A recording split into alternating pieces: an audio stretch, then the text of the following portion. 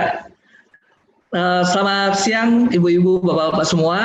Terima kasih sudah menghadiri acara Zoom meeting ini dengan saya Trevino Pakasi dan saya membawakan materi dengan judul Understanding Cancer and Beyond. Saya perkenalkan diri saya dulu sebagai dokter praktik umum dan bekerja juga di UI sebagai staf pengajar. Kami di sini punya divisi kedokteran keluarga, di mana kami juga mengajarkan kepada mahasiswa dan juga kepada calon-calon spesialisasi di bidang dokter keluarga, bahwa kita juga menghargai pasien-pasien kita dengan belief-nya, dan juga bahwa tidak seluruh masalah penyakit itu bisa selesai dengan kedokteran barat. Dan ini adalah kedokteran juga yang sudah ada, tapi mungkin tidak setenar kedokteran barat, ya kedokteran Jepang, katakan demikian, juga mempunyai suatu keunikan tersendiri, dan makanya kami di sini, saya sebagai staf pengajar di UI juga mau bergabung dengan AFC ini. Lanjut, next. Ya. Nah, kami di sini juga punya suatu misi tertentu, yaitu untuk lebih banyak mengenalkan tentang pencegahan. Saya juga punya praktek di daerah Bogor. Next. Ini udah next aja nih, bisa dibaca-baca ntar aja. Lebih kegiatan saya di internasional. Next.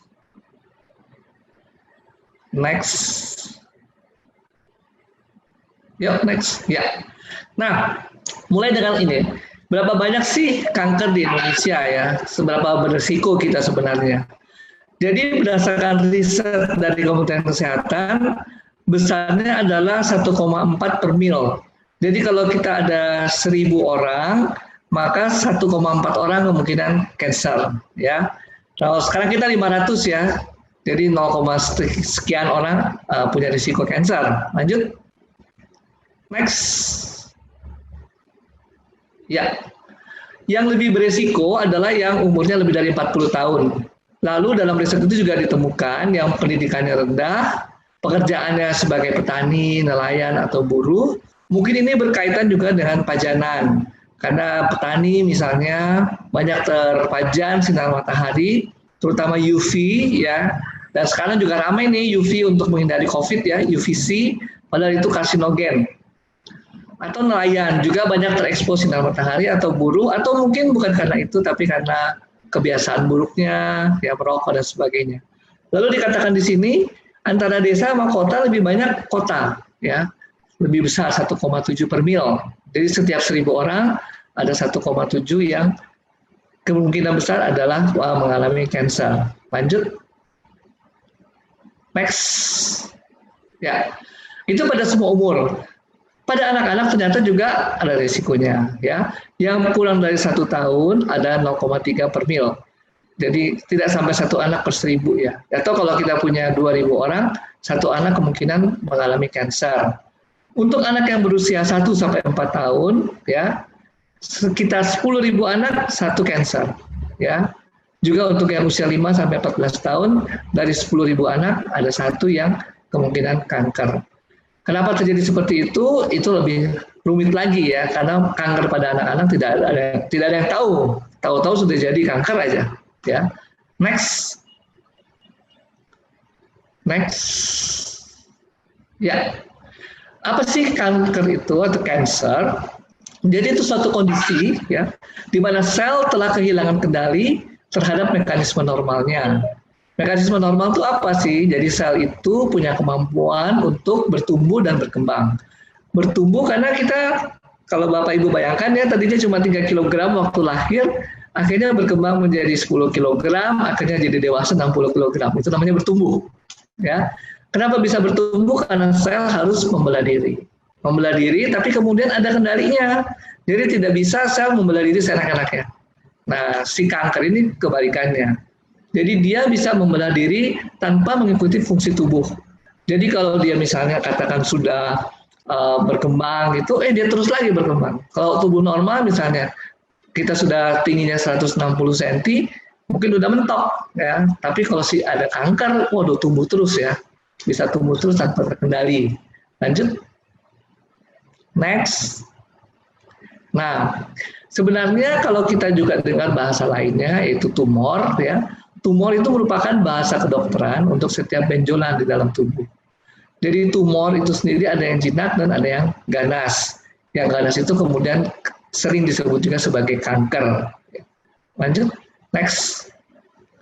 Nah ini Bapak Ibu bisa lihat ya, yang jinak itu sebelah kiri ya, yang kanan yang cancer, yang ganas. Kenapa disebut jinak? Karena dia lebih terkumpul ya, terkelompok, rapi susunannya, ada bungkusannya. Tapi kalau Bapak Ibu lihat yang malignan, yang sebelah kiri, yang sebelah kanan ini, nah dia ini nggak beraturan. Bahkan saking tidak beraturannya, dia bisa menginvasi ya ke tetangga. Jadi kalau saya ini nggak beraturan, saya nyebrang ke tetangga saya. Nah, itu kan nggak boleh ya kita main ke tetangga ya. Main ke tetangga untuk bertandang saja boleh, tapi lebih jauh daripada itu nggak boleh ya. Apalagi membelah diri dan bikin anak, nggak boleh ya. Nah itu yang terjadi nih dengan si sel cancer, menyerang tetangganya, lalu masuk ke dalam peredaran darah, menyebar. Nah itulah cancer. Lanjut. Next. Nah, ini gambar yang lain dari cancer. Ini salah satu contoh di permukaan kulit ya. Sebenarnya permukaan jaringan apapun kira-kira seperti ini. Jaringan kita ini berlapis-lapis. Ya. Yang paling kecil nih contohnya ini adalah sel-sel yang normal ya. Kemudian tiba-tiba ada molekul-molekul yang mulai kecil, rusak. Sel-selnya mulai rusak ya. Sel-sel rusak ini terus berkembang. Tadi kita dengar bahwa kanker punya kemampuan berkembang, ya berkembang tidak mengikuti hukumnya. Makin lama makin besar ya, sampai seperti ini misalnya. Kalau lihat di gambar ini bahkan masuk ke peredaran darah. Gambar yang bawah. Ini mudah-mudahan pointer saya bisa kelihatan ya. Kalau bisa kelihatan ya. Jadi sampai ke bawah ya. Jadi kalau sekarang kita katakan amit-amit tapi ya, kalau kita punya kanker ya, masih kecil mungil nih, nggak berasa. Kita nggak tahu ada apa-apa ya di dalam tubuh kita. Ketika dia berkembang, kemudian berkembang, jaringannya mulai makin besar, mulai berasa. Jadi kalau sekarang katakan ada satu orang terdiagnosis kanker, umurnya 40 tahun, mungkin peristiwanya bukan pada waktu umur 40 tahun. Bisa jadi waktu umur 39 sudah mulai, atau umur 38, atau mungkin sudah 10 tahun.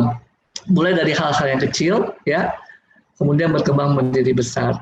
Dan nggak berasa, betul nggak berasa, ya. Karena kenapa nggak berasa? Karena nggak menyentuh saraf kita. Jadi di luar dari kemampuan kita untuk mendeteksi. Itulah kanker, ya. Lanjut. Next. Next. Ya. Kenapa terjadi kanker? Wah, ini semua nggak ada yang tahu. Dokter-dokter juga bingung sebenarnya, ya. Next.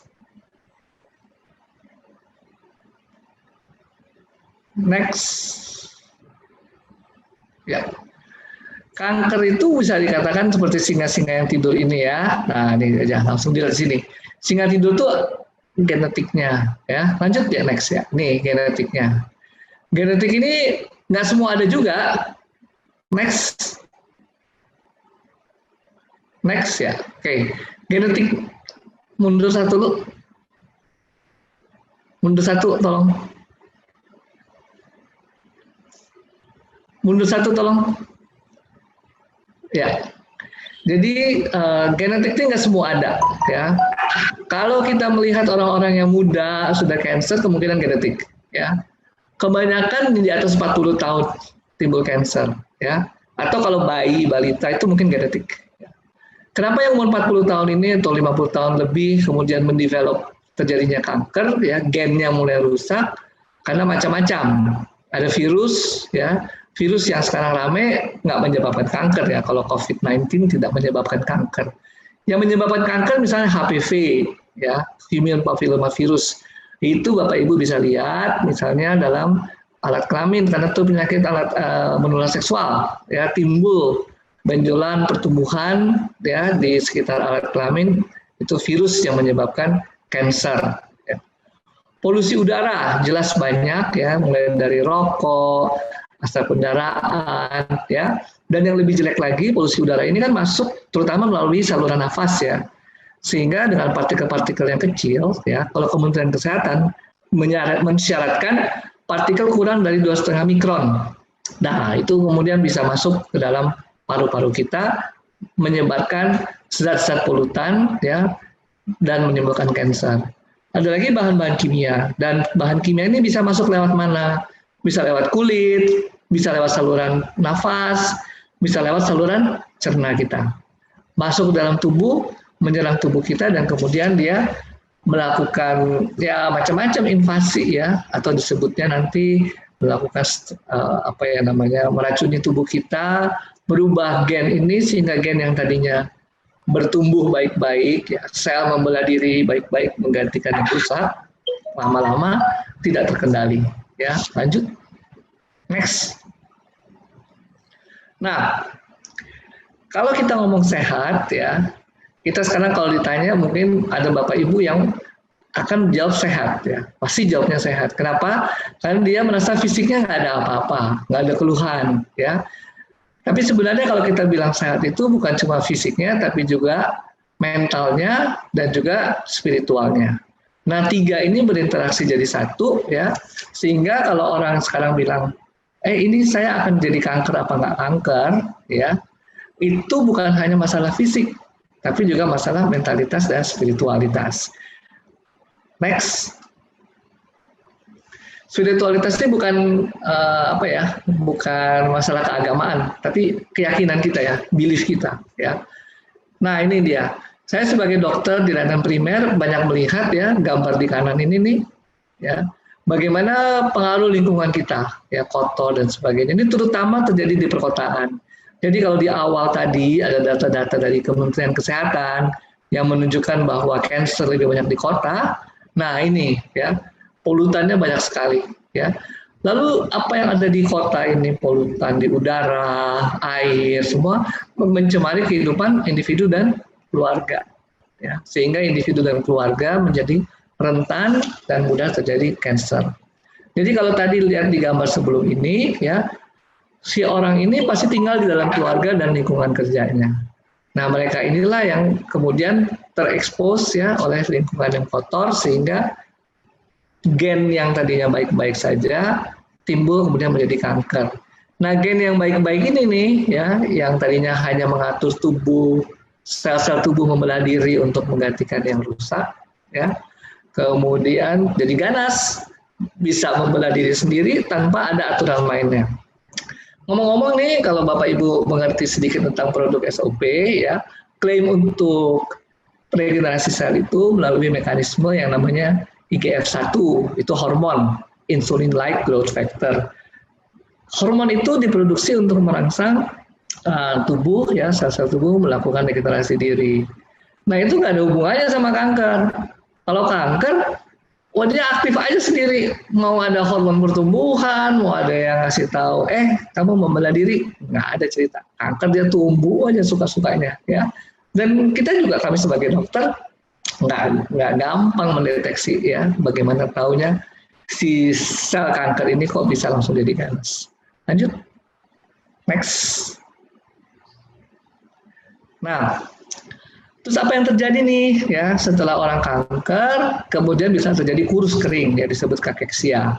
Nggak bisa apa-apa. Kenapa? Karena nutrisi yang dia makan diambil sama kanker. Kan kankernya mau membela diri. Nah, akhirnya makanan yang buat si orang itu diambil sama si kanker. Kanker membuat orang itu jadi kurus kering. Nanti bisa lihat sendiri kalau nggak percaya, orang-orang yang kanker dan lebih lanjut kanker, ya, biasanya jadi kurus. Lanjut. Next. Ya, oke. Nah, ini mungkin kita lewat aja, ya, ini terlalu kedokteran. Next. Nah, ini kayak gini, ya, hampir semua orang yang kanker akan terjadi penurunan berat badan, nggak mau makan, anoreksia, ya, kan kemudian jadi anemia, ya, jadi kurus, astenia, dan anemia. Anemia jadi kekurangan HB-nya itu rendah. Next. Next, ya. Nah, ini, ya, nggak mau makan. Ya, orang-orang yang cancer rata-rata jadi nggak mau makan. Next. Makanya jadi kurus. Ya. Kemudian, ya, ada perubahan metabolisme. Jadi karbohidrat, protein, lemak, ya, semuanya akhirnya diabsorpsi, diserap oleh sel-sel kanker untuk kebutuhan dia sendiri. Next.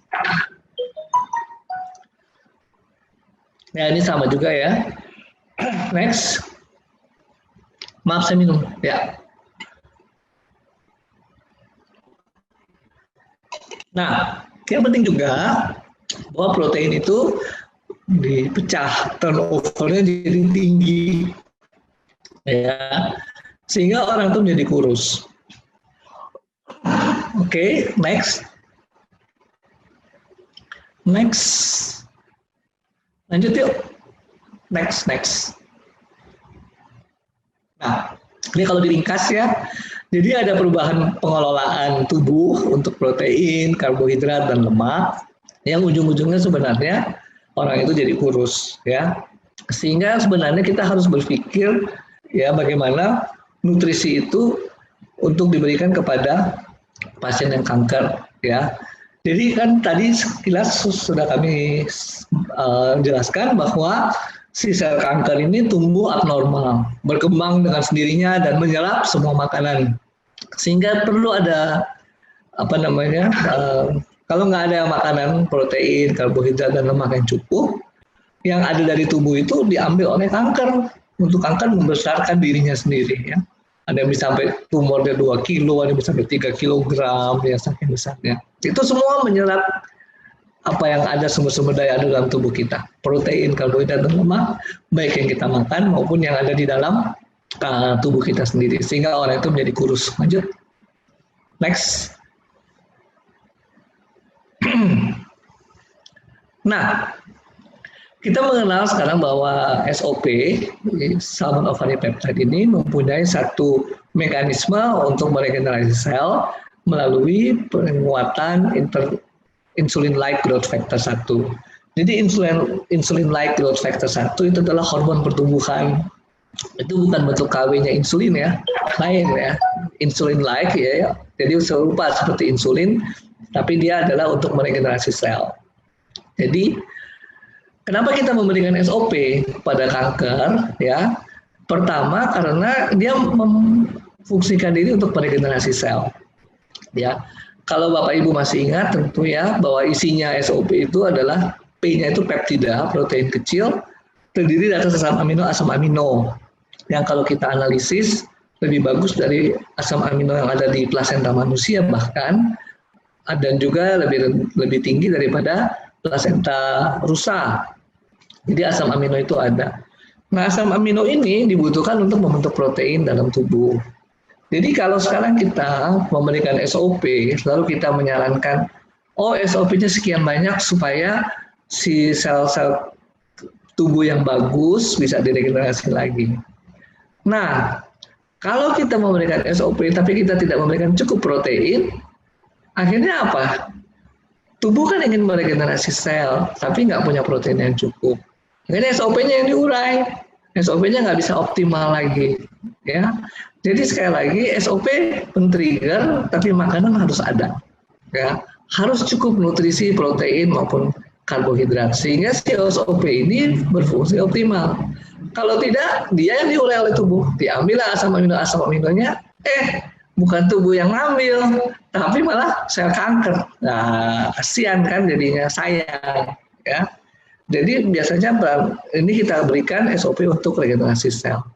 Lalu apalagi sih yang terjadi pada pasien kanker? Pasien kanker kan kita operasi ya, kadang-kadang masih bisa dioperasi, dokter mengoperasi pasien. Itu kalau operasi, kerusakan jaringannya juga luas, ya. Jangan dipikir bahwa tubuh kita membutuhkan oksigen. Jadi kalau kita dioperasi, ya oksigen masuk. Nggak ada cerita ya. Tubuh kita memakai oksigen yang ada dalam pembuluh darah. Apa artinya? Kalau kita dioperasi, terjadi stres oksidatif. Karena pada saat itu tubuh terekspos dengan dunia luar, mungkin juga oksigenasi kurang ke jaringan, ya. Jadi kerusakannya makin luas. Nah, di situ lagi peran SOP. Ada apa di situ di dalamnya? Ada antioksidan.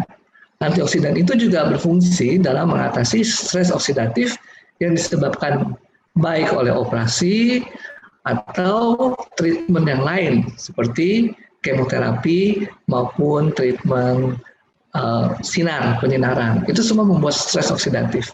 Disitulah peran SOP untuk recovery. Lanjut, next. Next. Ya. Habis ya kayaknya, question and answer ya habis ini. Betul ya? Oke, bagaimana mencegah kanker ya sekarang? Jadi tadi kita sudah tahu di antara 2.000 orang, sekitar 1 orang akan jadi cancer ya, atau 1,4 ya dari 1.000 orang. Jadi kalau kita ada society seperti ini, 10.000 orang, kemungkinan kita 1 atau 2 orang akan cancer. Gimana kita mencegahnya nih? Ya kita kan nggak bisa nggak bisa bilang saya nggak mau kanker begitu aja. Pasti kita perlu melakukan sesuatu untuk mencegah kanker. Dan ini yang lebih penting ya buat Bapak Ibu yang sekarang merasa sehat dan belum punya keluhan apapun berkaitan dengan kanker. Nah ini yang lebih penting ya. Lanjut next.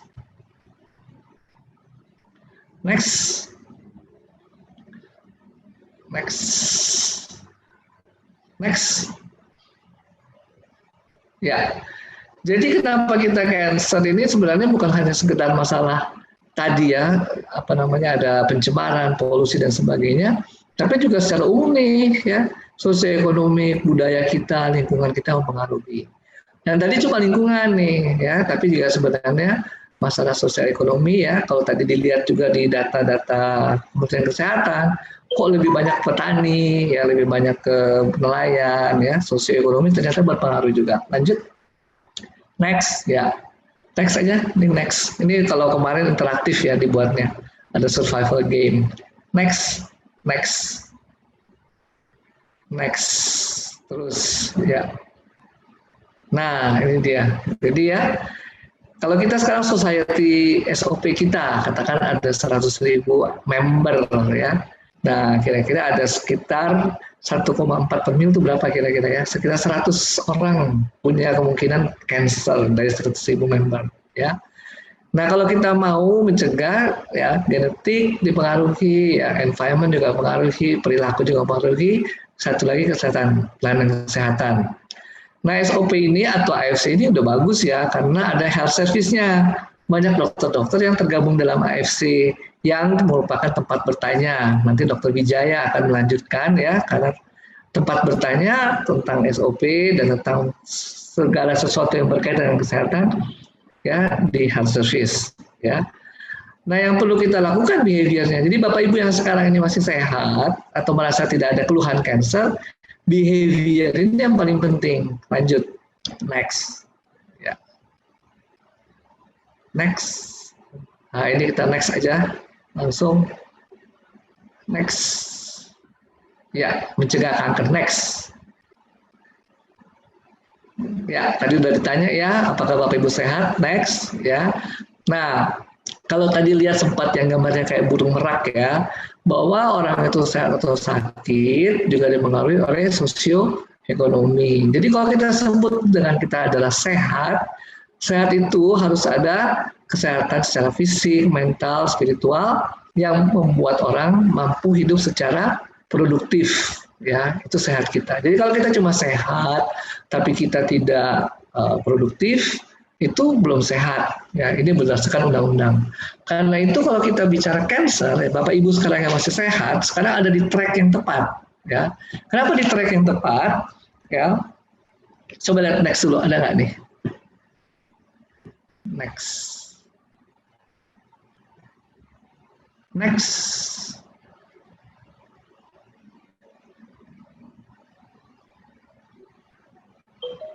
Next Pak Niko atau Pak, iya. Kenapa di track yang sehat ya? Oke, kita skip dulu jawabannya ya. Salah satu pencegahan dari kanker adalah makanan yang sehat tadi ya. Kalau tadi sempat sekilas lihat gambaran makanan yang sehat ya di seimbang tadi ya. Isinya adalah makanan yang banyak mengandung antioksidan dari sayur-sayur dan sebagainya. Sehingga kalau kita makan makanan yang sehat tersebut, antioksidan tadi kita sempat menyinggung ya tentang polusi dan sebagainya, membuat terjadinya stres oksidatif dan cikal bakal kanker dari situ. Maka dengan makanan yang banyak mengandung antioksidan, itu bisa menangkal atau mengurangi pembentukan kanker. Dan ini untuk Bapak Ibu yang masih sehat loh, ya. Nah sekarang Bapak Ibu bayangkan ya makanan itu begitu banyak, begitu variatif. Saya kasih contoh misalnya kita butuh vitamin C. Vitamin C itu adalah salah satu antioksidan, ya. Antioksidan yang mencegah tertimbulnya stres oksidatif atau bisa melawan stres oksidatif yang merupakan cikal bakal kanker. Antioksidan itu ya lebih bagus kalau dosis tinggi memang, sekitar 1000 mg vitamin C itu lebih bagus. Nah, makanan yang paling banyak mengandung vitamin C itu adalah jambu kluthuk.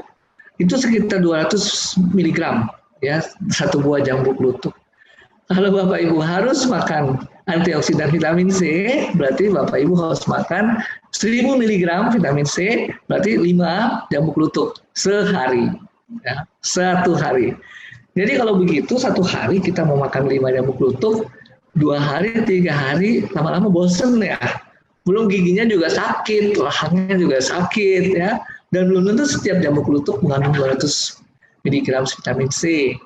Jadi kenapa sekarang kita juga melihat bahwa tubuh kita ini harus melawan zat-zat penyebab kanker yang ada di udara, makanan, air ya. Harus tarik-tarikan nih kuat-kuatan mana nih. Kalau kita mengandalkan hanya makan jambu kluthuk ya, berapa banyak sih produksinya, berapa banyak orang yang butuh ya, sehingga kita perlu namanya konsentrat vitamin C. Dan yang lebih bagus memang konsentrat yang alami ya. Jadi kenapa kita perlu konsentrat, kita perlu suplemen, karena kita nggak mungkin lagi makan makanan nature yang benar-benar asli dari alamnya ya. Selain jumlah produksinya nggak cukup, makanan yang manusia membutuhkan juga banyak ya, dan kita nggak akan mungkin makan makanan yang sama setiap hari ya, karena itu kita ini kan omnivora, jadi makan segalanya, dan kita memang dilatih tubuh kita untuk makan secara variatif. Nah ini yang kemudian kita harus pentingkan di dalam diet seimbang kita. Lanjut, next.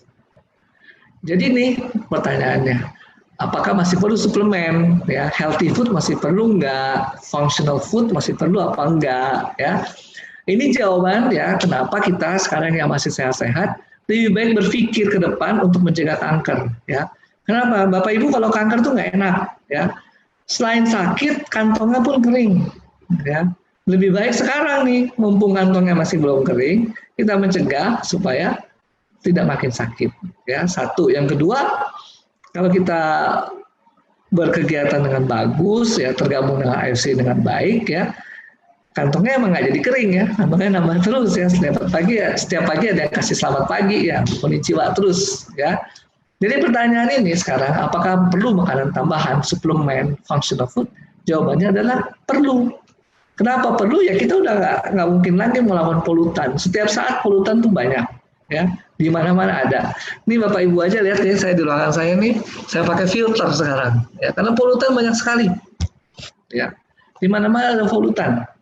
Dan kalau saya nggak mencegah, polutan itu masuk ke dalam hidung saya, masuk ke paru-paru. Ya, kita bilang saya nggak ngerokok, tapi kok cancer juga. Ya, banyak polutan. Ya, oke lanjut next. Nah, diet seimbang next tadi sudah disebut. Next.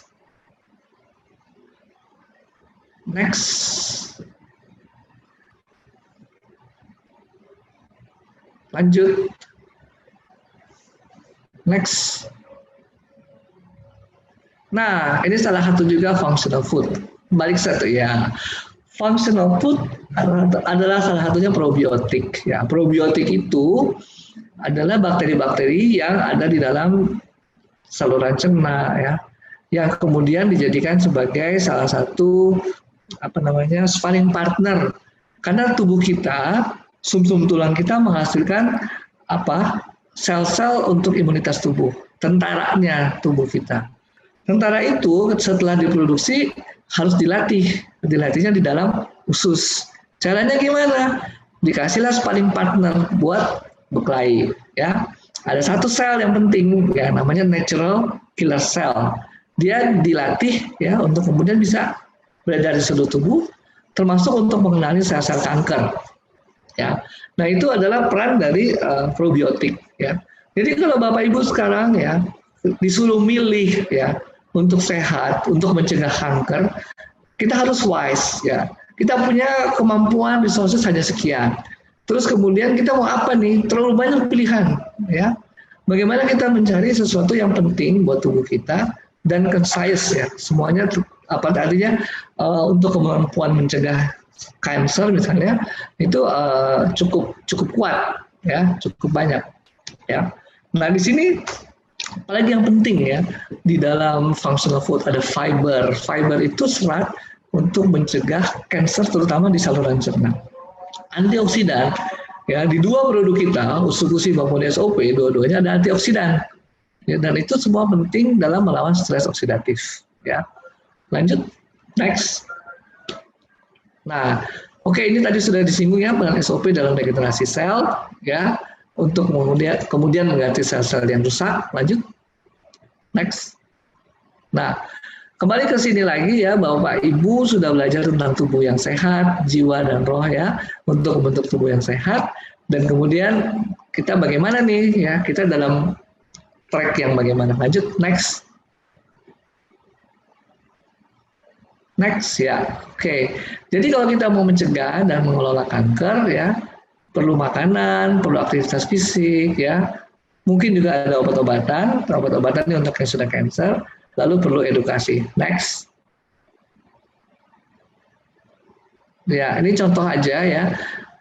Sebelah kiri itu begitu banyak jenis kanker ya, mulai dari kandung kemih, kemudian kanker di payudara, serviks ya, di rahim, leher rahim, di usus yaitu macam-macam kanker. Terus kemudian kolom yang kanan itu adalah strategi untuk mencegah ya. Mulai dari mencegah rokok, avoid tobacco, kemudian physically active, jadi kita mengaktifkan fisik kita, kemudian maintain berat badan, ya, makan makanan yang sehat, ya, mengurangi alkohol, ya, dan mencegah exposure dari sinar matahari. Nah itu adalah centang-centangnya Bapak Ibu bisa baca sendiri mana yang lebih banyak berfungsi untuk kesehatan mencegah kanker, ya. Tentu yang Bapak Ibu bisa amati di sini ya, eat healthy diet ya. Ternyata eat and healthy diet mencegah hampir semua jenis kanker ya. Dan kita dapatkan dari mana? Yang dari makanan yang seimbang tadi dan juga dari suplemen. Sekali lagi kenapa kita butuh suplemen? Karena polusi udara banyak ya, dan polusi di air, pencemaran di makanan banyak. Udah nggak cukup makanan alam yang kita makan sehingga perlu buat konsentrat. Lanjut, next. Next.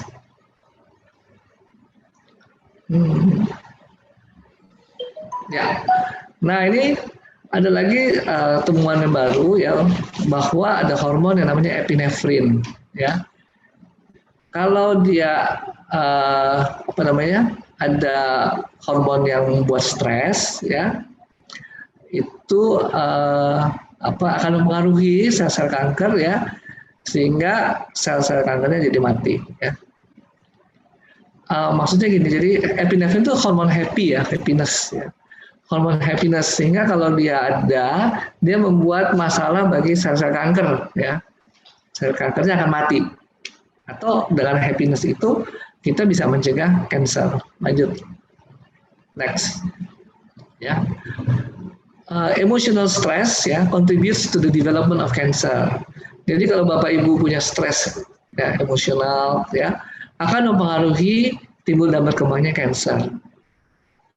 Kemudian mereduksi ya, might also reduce the effectiveness of cancer treatment.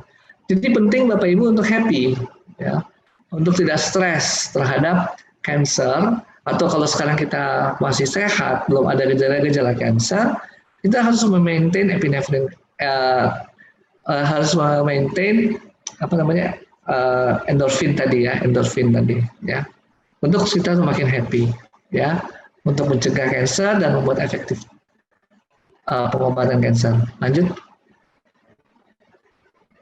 next ya. Jadi kesehatan yang baik tadi ya, sehat fisik, mental, spiritual, sehingga hidup secara produktif secara sosial ekonomi. Dan kenapa kita ada di track yang tepat? Next. Ya, karena kita tergabung di sini AFC, ya. Jadi kalau kita lihat namanya sehat, ada fisik, jelas dengan produk ini kita menyehatkan fisik kita. Kenapa? Karena kita di dalamnya mengkonsumsi peptida yang menginduksi regenerasi sel, tapi di dalamnya juga ada antioksidan yang bisa melawan stres oksidatif yang merupakan cikal bakal kanker. Di luar dari itu, ya kita dalam situasi yang positif dengan teman-teman yang sama-sama ada di AFC. Dengan situasi yang positif, kita lebih happy, ya kita juga bisa hidup produktif. Sekarang ini zaman susah, ya semua orang harus hidup di rumah. Ya harus ada yang susah bekerja, ada yang emang susah juga kerjaan yang lama di PHK dan sebagainya. Tapi saya rasa susah-susahnya kita semua kayaknya semuanya masih punya HP ya. Sehingga dengan HP itu kita bisa memodali diri kita ya, memperkenalkan produk ini dan kita bisa kemudian happy karena setiap pagi ada yang menyapa kita dan mengatakan konnichiwa ya, dan selanjutnya. Yang sudah pernah tahu pasti ngerti ya konnichiwa dan apa kalimat-kalimat selanjutnya. Lanjut, next. Oke, ini saya kira nanti ini sudah tahu yang tampaknya nomor 1 memperbaiki sel, mengaktifkan kembali sel-sel yang tidur untuk regenerasi. Next. Oke, termasuk sel-sel yang normal dibuat beregenerasi diri, tapi sel-sel yang rusak ini dihancurkan. Sebenarnya yang menghancurkan sel-sel rusak bukan cuma SOP, tapi usufusi ya. Usufusi itu mengaktifkan NK sel, ya. Lalu dari kandungan rumput lautnya juga mempunyai sifat bisa membuat sel bunuh diri ya, atau sel mati. Nah itu yang terjadi dari produk yang kita buat. Lanjut, yang kita punyai. Next. Nah kalau ada yang bilang obat kanker ABCD, sebenarnya sampai sekarang belum ada yang persis tahu ya obat kanker itu apa.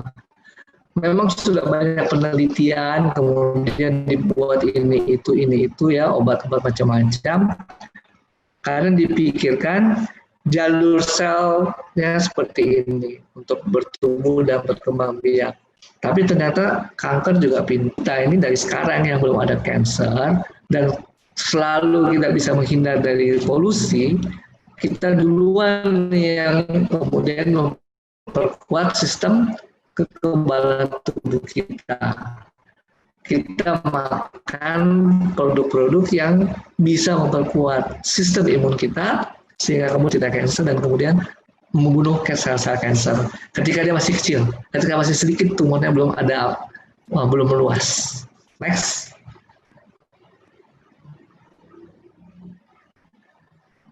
Oke, ini efek regenerasi tadi sudah disebut ya. Next. Next. Ya. Oke, jadi kalau ditanya kanker, satu itu kanker adalah pertumbuhan yang abnormal, kita nggak bisa kendali. Kenapa timbul? Karena ada polusi. Ya. Bisa juga karena infeksi, seperti kanker serviks ya. Karena ada pajanan kimia, ya, pajanan fisik, sinar radiasi, ya, lingkungan semua yang tidak sehat, ya. Dan kita nggak bisa menghindar, sayangnya kita nggak bisa menghindar. Lalu kita perlu makanan yang bergizi, seimbang, mengkonsumsi functional food, karena itu membantu menurunkan risiko kanker. Apa itu functional food? Contohnya probiotik, serat, ya itu adalah bagian dari functional food, dan itu bisa membantu memperkuat imunitas tubuh kita, sehingga tubuh kita bisa melawan sel-sel kanker. Perlu makanan tinggi protein ya karena kanker ini ya merusak tubuh dan kalau kita mau meregenerasi sel-sel yang sudah rusak itu maka kita perlu protein yang tinggi. Kita nggak mungkin tanpa protein yang tinggi. Nah kalau tadi kita nggak makan protein cukup, SOP-nya yang diurai, sayang ya mendingan SOP-nya itu tetap berfungsi sebagai SOP ya. Lalu kemudian kita harus hidup sehat, mencegah penyakit ya dengan cara apa ya, mental kita juga harus happy ya. Bagaimana kita bisa happy ya, kita hidup di dalam society yang happy sekarang ya, positive thinking, dan kita bisa saling memperkuat untuk kemudian hidup produktif. Next. Sudah habis. Oke, Jadi kita sore ini akan bahas frequently asked questions, ini mengenai SOP dan Utsukushi. Nah, ini pertanyaan yang pertama ini paling sering pilih yang mana.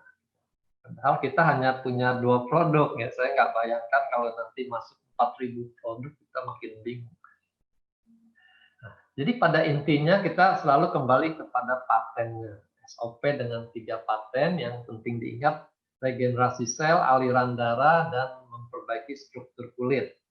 Jadi semua masalah yang berkaitan dengan sel rusak, aliran darah tidak lancar, dan juga kulit yang menua, nah kita jelas senjatanya SOP.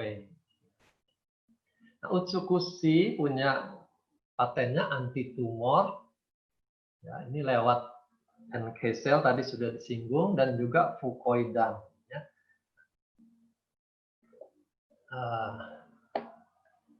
Fucoidan ini terkenal sekali untuk bahan anti cancer. Ada satu buku khusus tuh membahas mengenai fucoidan. Jadi kita punya 2 komponen penting di dalam Utsukushi yang sanggup untuk melawan sel cancer kalau dia bisa dikenali. Ya.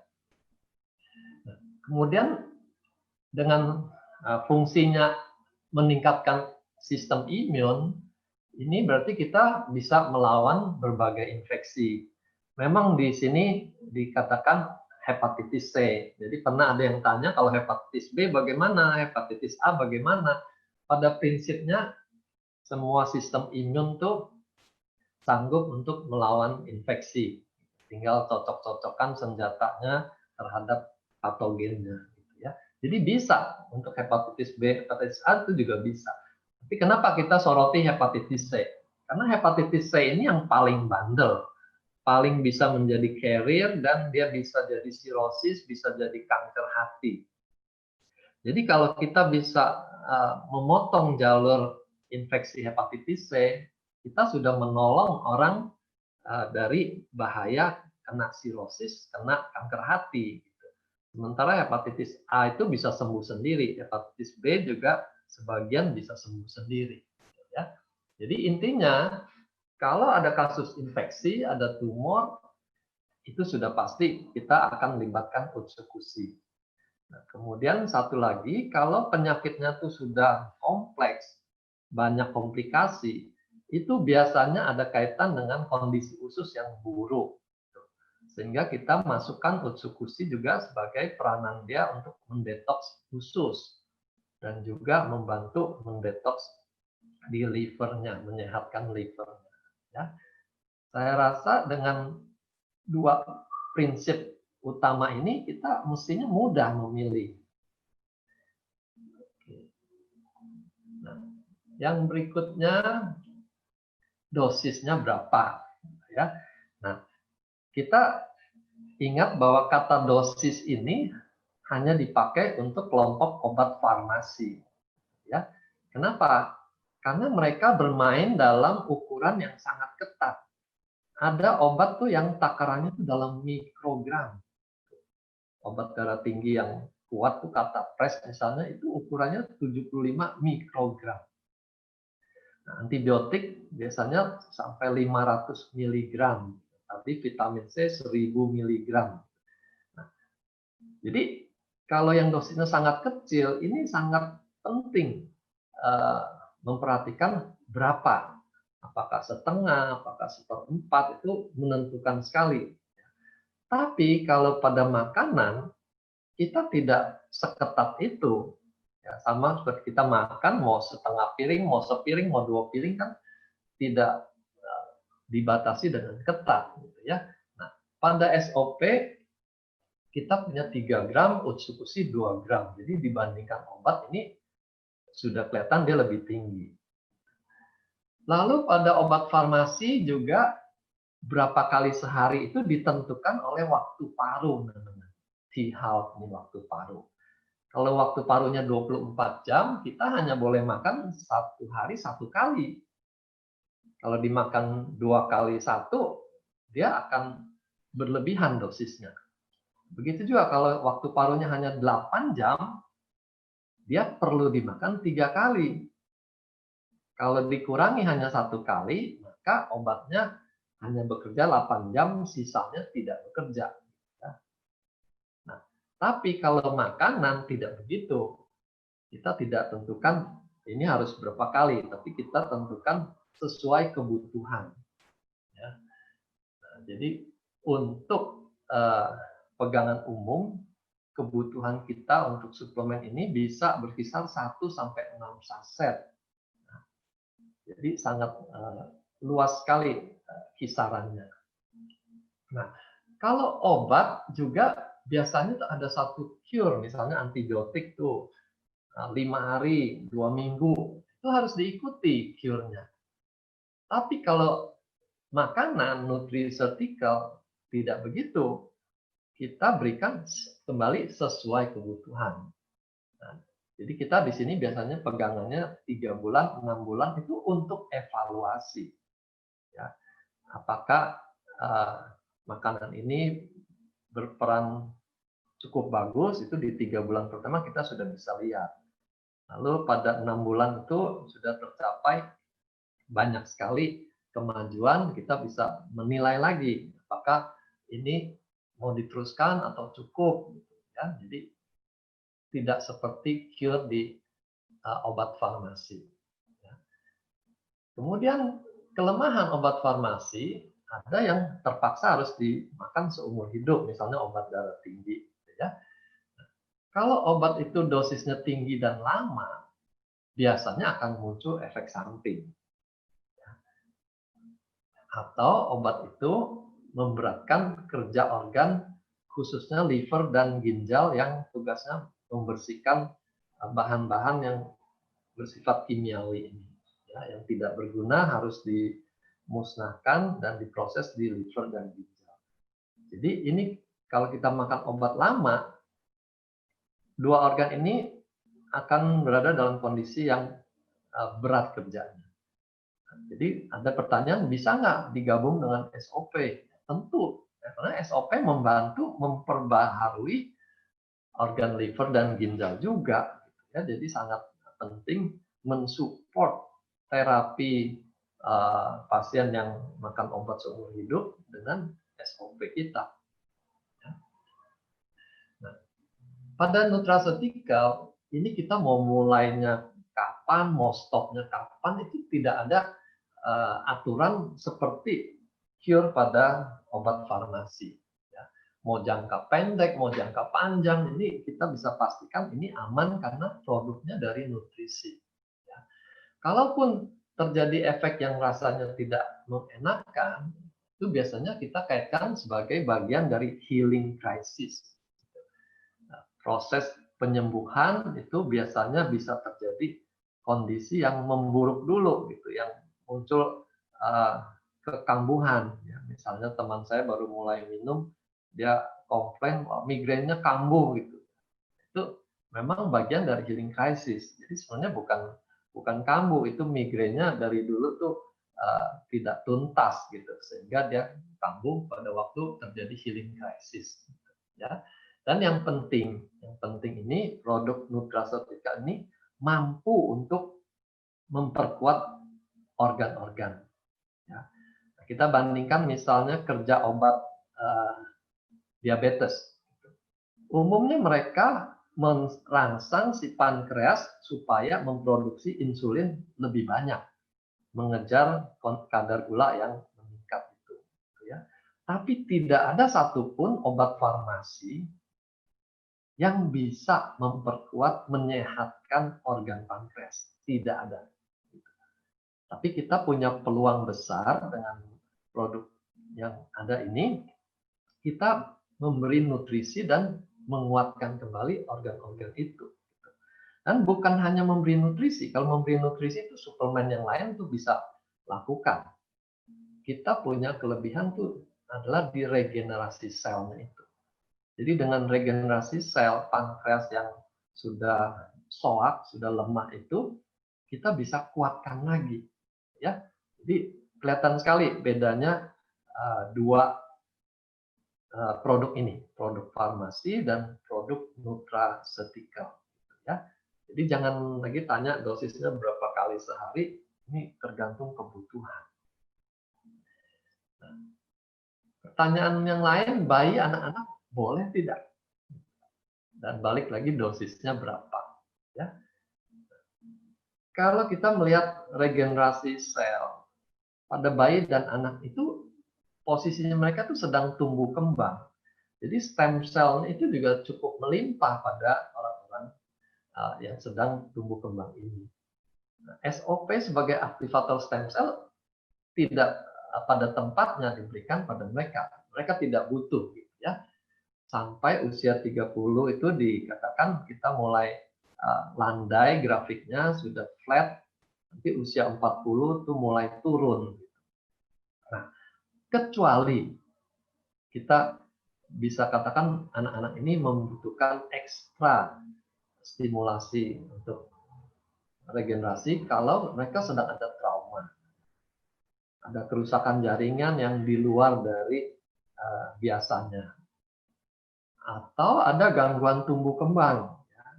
Misalnya kita temukan anak-anak yang mengalami ADHD misalnya. Itu ada bagian di dalam otak yang kurang berkembang sehingga terjadi ketidakseimbangan di dalam otaknya. Nah, situ kita perhatikan testimoni mereka yang tambahkan SOP, anaknya bisa membaik. Nah, jadi di situ dia punya peranan kalau anaknya ada sakit penyakit. Atau penyakit lain pada anak itu yang memang menimbulkan kerusakan sel yang banyak. Misalnya anak-anak bisa kena tuh sakit ginjal, nephrotic syndrome, ya.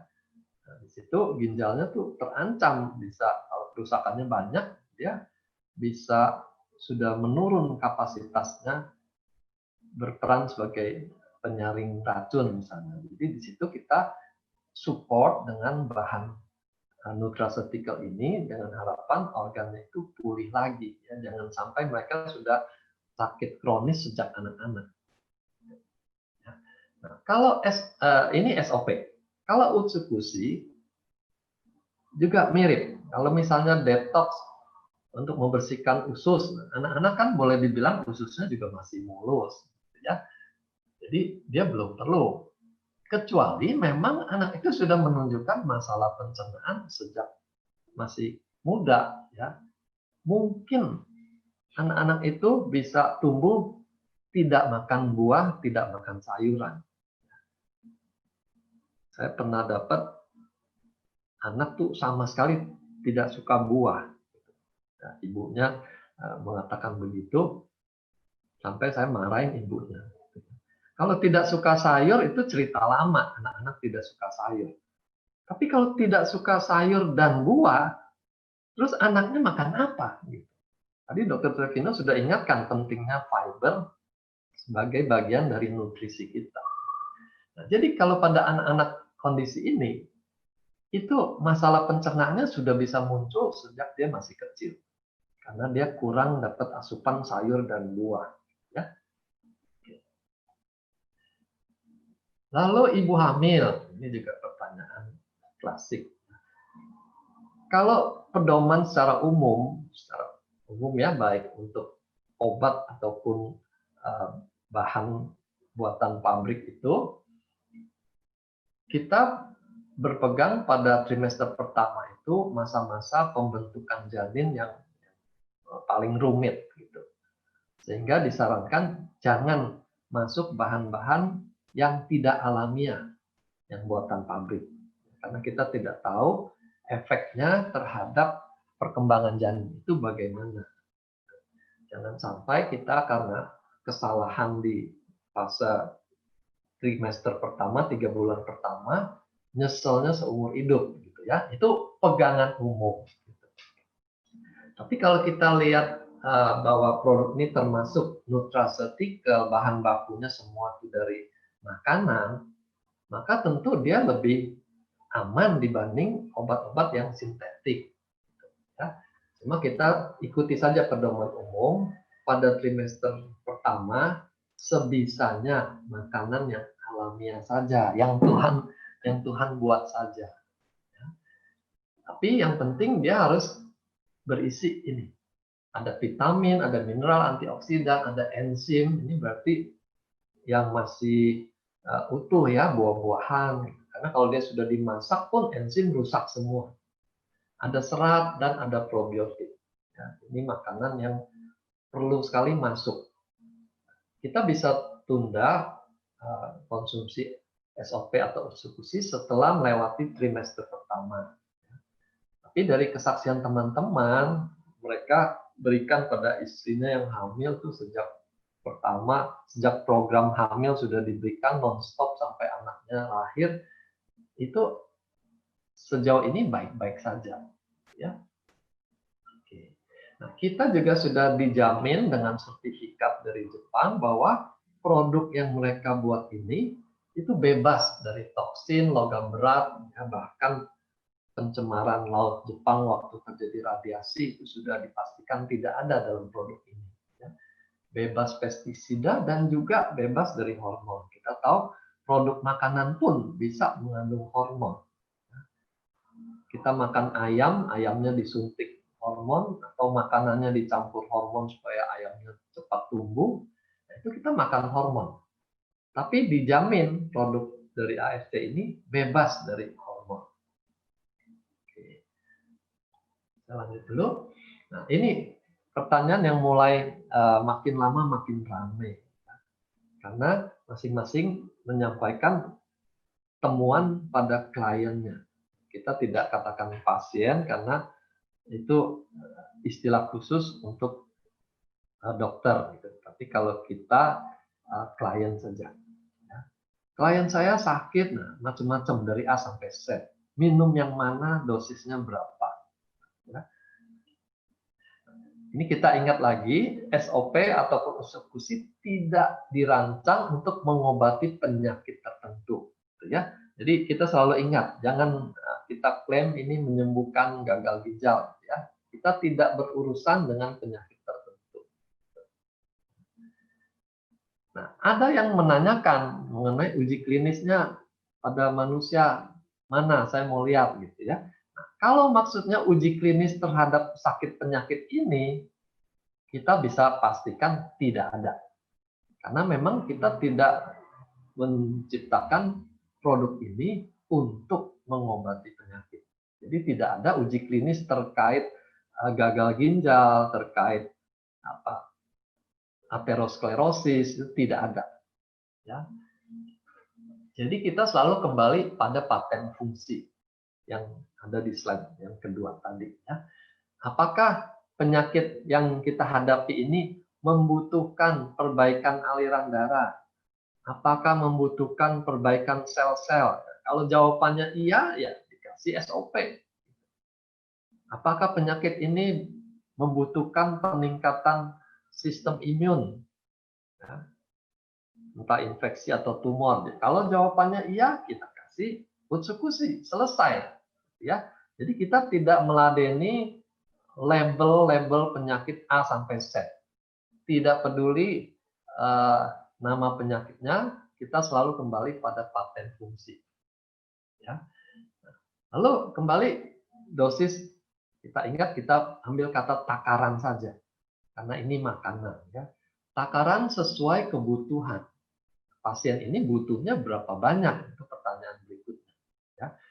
Jadi kita ambil pegangan ini. Makin lanjut usia, dia butuh regenerasi yang lebih banyak. Ada penelitian, kalau orang sudah berusia 60 tahun, itu stem cell-nya itu sudah merosot. Sejumlah 60-80% itu sudah berkurang. Ya, jadi sisanya tinggal 20-40%. Makin tua, dia butuh lebih banyak.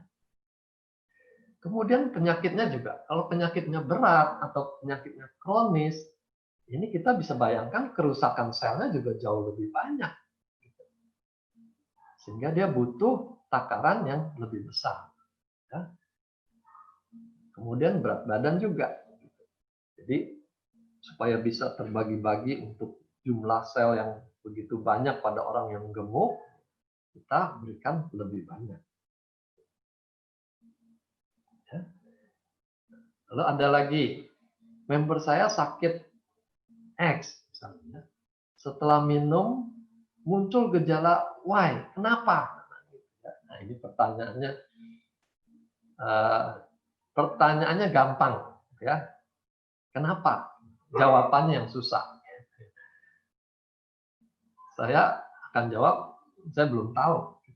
Ya, karena proses di dalam badan kita begitu rumit, bagaimana kita tahu kenapa dia muncul gejala Ada banyak alasan. Dan saya ingat kata-kata guru besar saya, Prof. Tobing, dia pernah katakan, Dr. Wijaya, kita ini tidak termasuk orang pintar ya, kamu harus ingat itu. Kenapa, Prof? Saya bilang, ya kalau pasien bilang saya berobat ke orang pintar, itu pasti bukan dokter, katanya. Jadi dokter itu bukan orang pintar. Nah, itu saya ikuti pesannya Prof. Saya tidak bisa jawab semua kenapa ini karena saya bukan orang pintar. Ya. Nah, saya hanya bisa bilang kemungkinan umum kalau terjadi gejala penyakit yang tidak menyenangkan, dia ada alergi, ya. Walaupun ini jarang.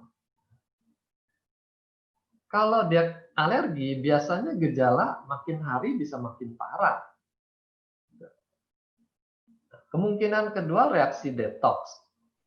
Karena waktu pembersihan racun-racun itu terbongkar jumlah racun dalam waktu singkat, nah muncullah gejala yang tidak menyenangkan. Nah, ini solusinya kurangi saja takarannya dan minum air lebih banyak. Kalau misalnya gejalanya memang mengkhawatirkan buat si kliennya, ya di stop dulu. Kan kita bisa katakan ini mau stop kapan, mau mulai kapan, itu tidak ada halangan. Ya. Ini pertanyaan yang unik juga. Kalau SOPO2 di stop, apakah penyakitnya akan muncul lagi? Ya. Kalau jawaban singkat kan hanya ya atau tidak. Jadi biasanya saya akan uraikan lebih jauh supaya orang itu benar-benar memahami kenapanya, ya, bukan sekedar ya atau tidak. Saya balik bertanya, penyakit apa sih yang tidak bisa muncul lagi? Sakit kepala, sakit pilek, sakit alergi, semua juga bisa muncul lagi. Kenapa bisa berharap kalau minum SOP penyakit tidak muncul lagi? Ya. Terlalu tinggi harapannya. Lalu kita bisa bandingkan ilustrasi SOP ini seperti alat bantu kesehatan. Orang yang pakai kacamata itu alat bantu kesehatan. Kalau dilepas, apakah buram lagi? Ya buram. Namanya juga alat bantu. Ya. Nah, SOP ini alat bantu untuk meregenerasi sel, menghadapi proses degenerasi. Nah, kita disupport dari luar supaya regenerasinya ini minimal menyamai kerusakan yang ada. Syukur-syukur melebihi sehingga orangnya bisa lebih muda lagi, kan? Nah, jadi kalau alat bantu ini di stop,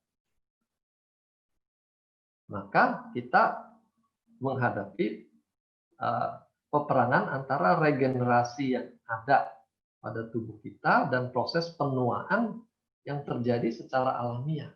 Ya, ini penuaan alamiah. Kalau kita konsumsi alat bantu regenerasi, mungkin kita bisa bertahan di tengah-tengah ini untuk jangka panjang. Tapi kalau kita stop penggunaannya, kita akan melaju lagi seperti orang lain menuju penuaan. Nah, ini tantangannya. Anda berani reuni 10 tahun lagi, kalau teman-teman semua konsumsi dan Anda tidak, ya.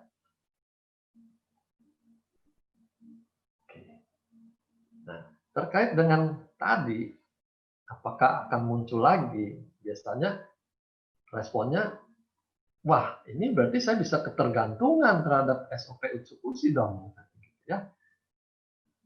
Nah, ini saya perlu ulangi lagi slide sebelumnya gitu ya. Coba baca lagi slide ini.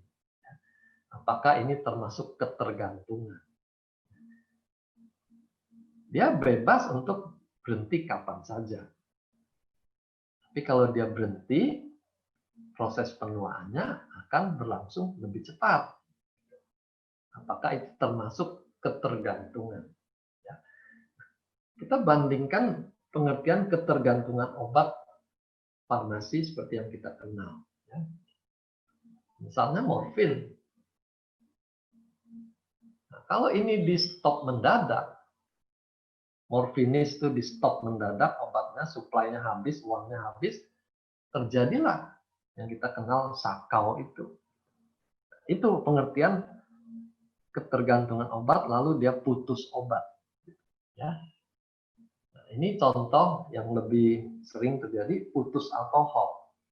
Orang-orang yang mau berhenti alkohol, dia puasa alkohol, nah ini yang terjadi. Muncul gejala-gejala orang yang bisa mengamukkan, ya, nggak bisa berpikir jernih, bisa demam tinggi tanpa penyebab infeksi, gitu. Nah, ini terjadi kekacauan pada sistem tubuhnya. Inilah yang disebut putus obat dan dia tergantung pada obat. Nah, coba kalau SOP di stop, food supply di stop, apakah muncul gejala-gejala yang mengkhawatirkan seperti ini? Kan tidak, ya. Jadi kita tidak pakai istilah ketergantungan food supply atau SOP untuk kondisi ini. Ya, kita membutuhkannya untuk menghadapi proses penuaan yang terlalu cepat. Tanyaan berikutnya, minum berapa lama bisa ada hasil? Jadi kita semua yang udah pengalaman itu langsung bisa jawab, ya tergantung kasusnya gitu ya. Ada yang minum saset pertama sudah bereaksi, dia ngantuk terus, tidurnya sehari semalam misalnya gitu. Itu berarti cepat sekali reaksinya. Ada juga yang minum perlu waktu beberapa bulan baru terasa hasilnya. Jadi sangat bervariasi. Kita tidak bisa menjawab dengan satu kata pendek. Ya. Tergantung sakitnya sudah berapa lama. Sakit 10 tahun mengharapkan kesembuhan dalam 1 hari. Itu PHP. Ya. Beda dengan PhD-nya Dr. Trevino ya. Ini PHP kalau kita janjikan kesembuhan singkat padahal kita tahu sakitnya sudah puluhan tahun. Lalu usia berapa? Makin tua, cadangan stem cell-nya makin minim, ya tentu pemulihannya akan lebih sulit dibandingkan orang muda. Ya. Begitu juga dengan kondisi penyakitnya. Kalau sakit makin kompleks, juga kerusakan itu makin luas. Memperbaiki begitu banyak organ, tentu butuh waktu lebih banyak.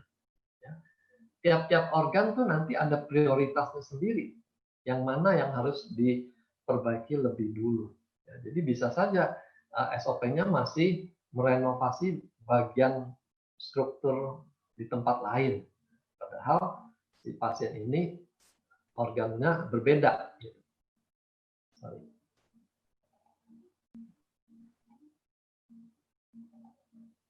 Oke, di sini ya. Jadi tergantung kondisi yang kita hadapi. Tidak bisa diseragamkan klien demi klien karena variasinya akan luas sekali. Ya.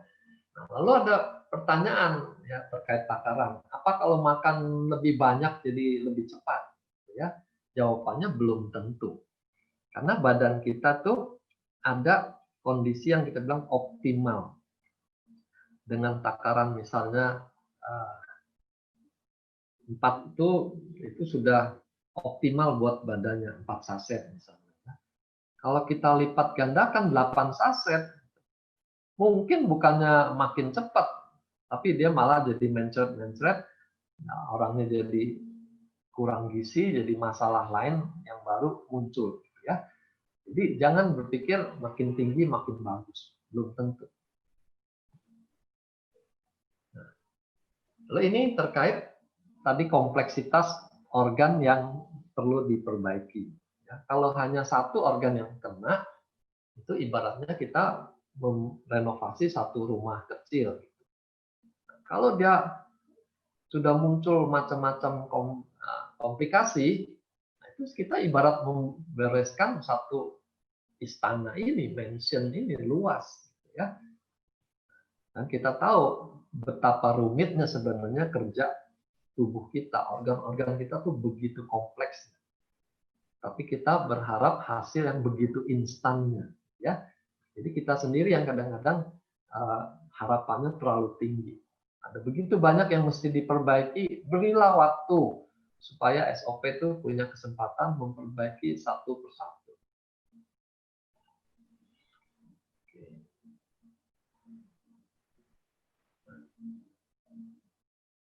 Ini ada yang menyoroti, dia hitung-hitung terus, dia sudah minum berapa box misalnya. Ini saya sudah 3 box, ini saya sudah 4 box. Ya.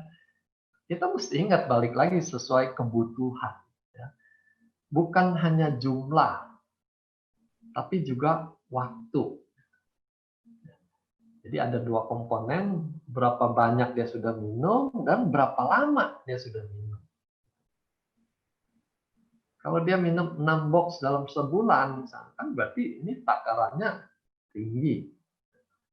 Tapi kalau dia minumnya 6 box dalam 6 bulan, 1 bulan hanya 1 box. Gitu. Yang mana yang benar? Dua-duanya bisa benar. Tergantung kan kebutuhan tadi. Apakah dia butuh volume yang banyak, atau dia butuh seperti orang lari maraton gitu ya, tidak perlu takaran tinggi tapi dia perlu berkesinambungan. Jadi kita jangan paksakan orang makan takaran tinggi tapi orang itu uangnya keburu habis 1 bulan 2 bulan, belum terjadi renovasi sudah berhenti pemborongnya, tidak berhasil renovasi.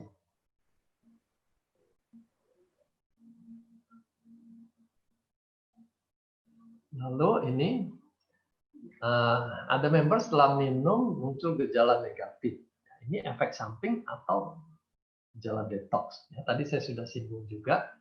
Efek samping paling mungkin itu alergi. Ya. Ini juga terbatas pada orang-orang yang super sensitif, makan apa aja gampang alergi. Maka suplemen ini pun bisa bikin dia alergi.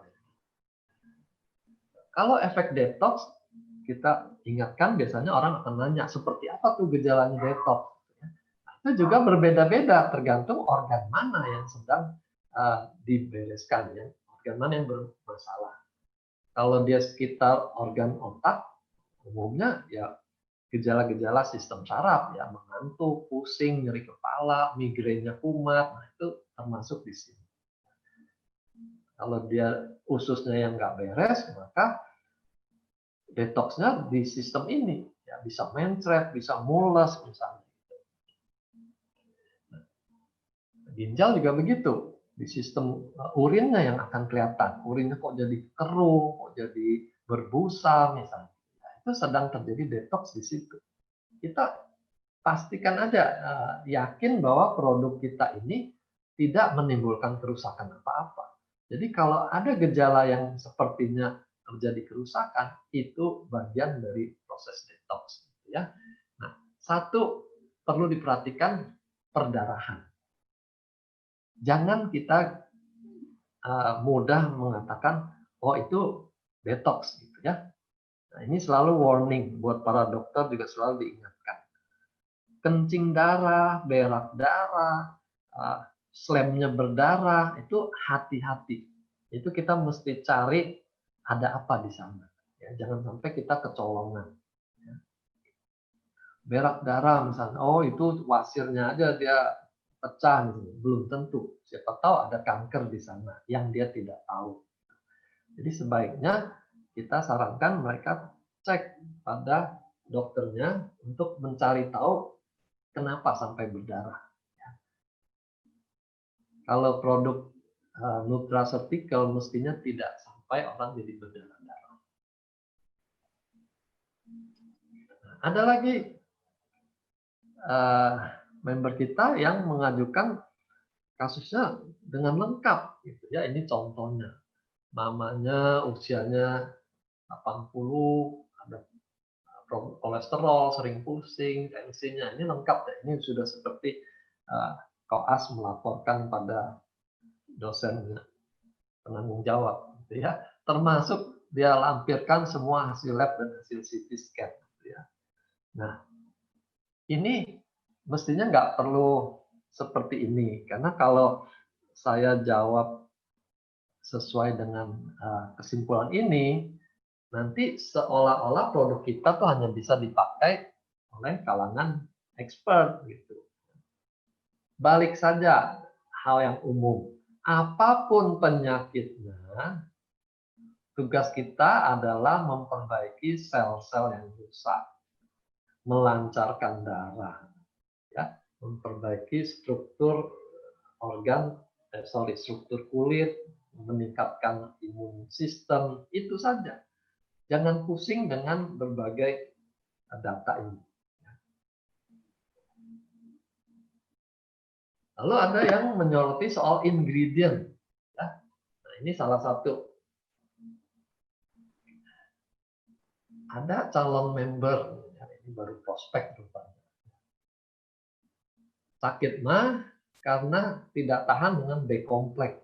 Ini saya juga baru dengar ada orang tidak tahan dengan B kompleks. How come gitu? Karena makanan kita juga kacang-kacang hijau, kacang tanah, kacang lain itu juga kaya dengan B kompleks. Beras merah juga kaya dengan B kompleks. Lalu dia makan apa gitu? Itu yang langsung terlintas pada pikiran saya. Ya. Apakah SOP mengandung B kompleks?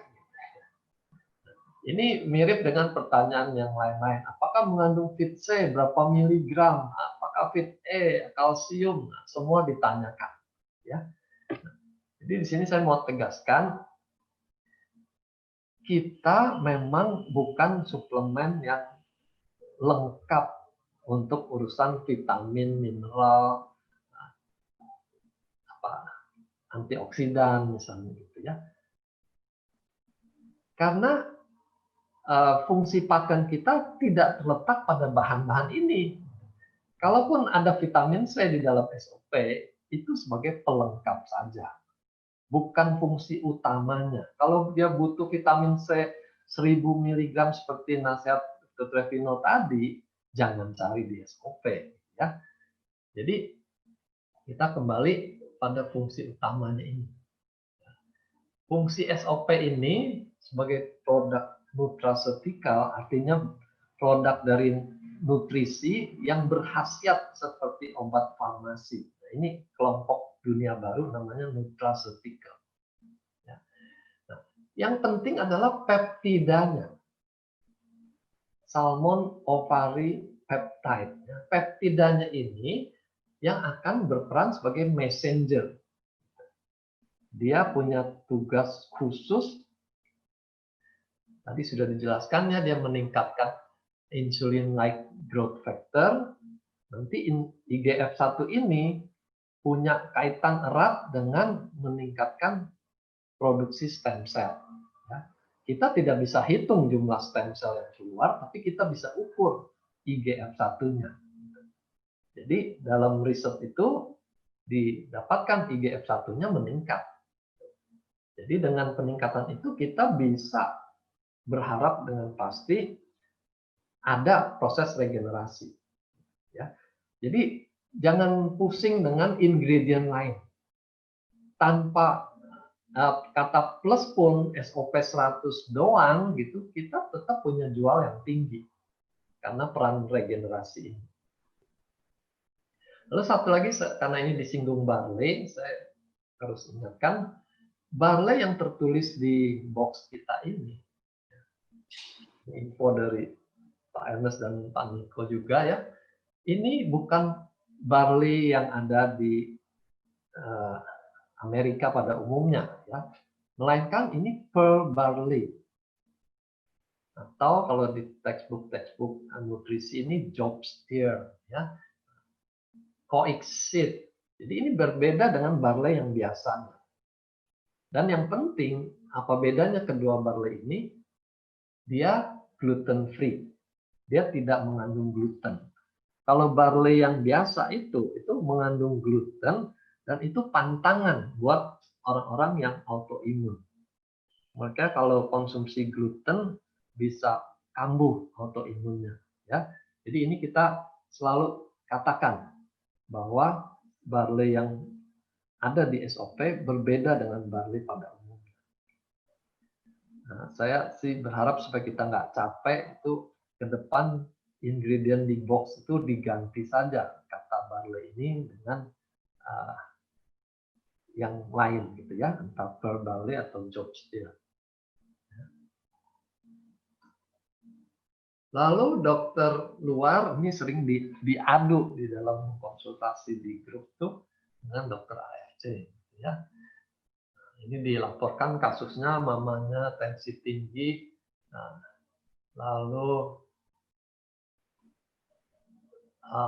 ada serangan stroke ini, ya, serangan stroke ini obat-obat stroke-nya.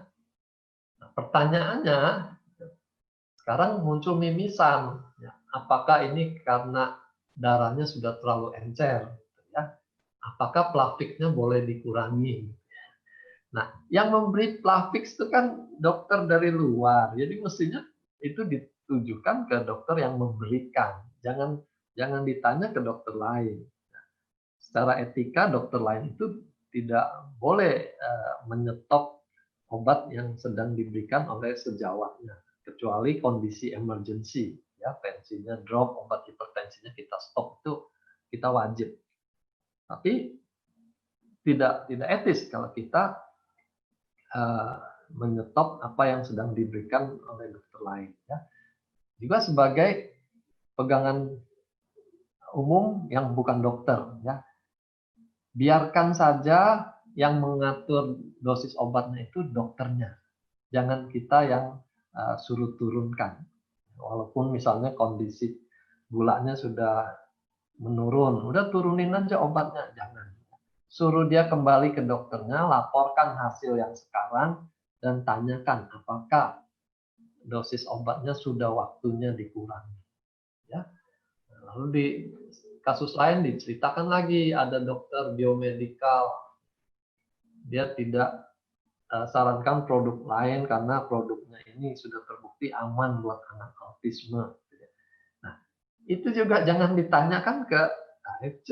Kita juga tidak etis untuk membandingkan produk kita dengan produk lain, dan ujung-ujungnya kita kesannya produk kita akan lebih bagus dari produk lain. Itu tidak etis. Ya. Jadi biarkan saja, kita hanya sampaikan apa yang bagus dari produk kita, silakan dia memilih, dia mau pakai yang mana. Ya. Nah, ini khusus lagi, ada komunitas orang dengan autoimun ini, ada dokter konsultannya. Ya. Nah, apa yang disampaikan di komunitas itu dibawa ke pertanyaan dalam grup AFC ini. Ya. Nah, ini juga kita tidak etis untuk mengomentari pendapat dari sejawat yang lain. Dari dokter tersebut, klien ini dilarang untuk memakai SOP dan institusi dengan asumsi bisa mengaktifkan sistem imun. Ya. Jadi semua yang bikin sistem imun itu bangun, itu dilarang oleh dokter yang ada di komunitas itu. Ya. Karena biasanya orang dengan autoimun itu mendapatkan obat-obat yang menekan sistem imun. Jadi kan kesannya ini berlawanan. Di sana ditekan, di AFC digalakkan. Sehingga daripada masalahnya jadi nggak keruan, ya dia laranglah produk kita untuk dikonsumsi. Nah, ini pentingnya kita menguasai dari dua produk kita ini, yang mana sih yang bikin sistem imun itu jadi lebih aktif, lebih galak misalnya. Nah, kita tahu itu urusan utsukushi untuk meningkatkan imun sistem. Jadi supaya kita tidak bikin klien kita bingung ikutin dokter yang mana, ya, satu suara aja lah. Ya, karena dia pasti juga masih mendengarkan nasihat dari dokter komunitasnya. Jadi kita tidak berikan eksekusi, tapi kita berikan SOP saja. Karena kita sudah lihat bagaimana SOP bisa memperbarui sel-sel dan orang-orang dengan autoimun itu mengalami perbaikan, ya, perbaikan yang sangat nyata sampai mereka bisa kurangi obat begitu rupa. Ya. Kalau ini jelas baik, tentu kita sarankan. Itu kewajiban kita. Nah, kembali lagi ke kliennya, dia mau percaya siapa. Ya, jangan dipaksa, biar aja dia memilih dengan suka hati. Ya. Lanjut. SOP dan penyakit genetik. Nah, ini pertanyaannya. Ada yang tanya, khasiat SOP dapat mengikis gen jelek. Ya, ini entah memang presentasinya seperti ini atau dia salah tangkap atau bagaimana. Ya. Ini maksudnya SOP diberikan kepada anak-anaknya atau kepada orang tuanya saat hamil atau bagaimana? Nah, untuk pertanyaan ini jawabnya atau bagaimana? Karena bukan pada dua-duanya. Karena SOP itu tidak bisa untuk memperbaiki gen yang jelek. Gen itu cetak birunya. Kalau sudah terbentuk model untuk cetak birunya, kita tidak bisa repair bahan itu, gitu ya. Itu perlu teknologi tinggi memperbaiki urutan gennya supaya normal. Itu kita belum biasa untuk melakukan hal itu. Ya. Yang kita perbaiki adalah ekspresi gen. Jadi jangan salah membaca keterangan waktu presentasi itu. Ya. Ekspresi gen itu berbeda dengan gennya sendiri. Saya ambil contoh begini.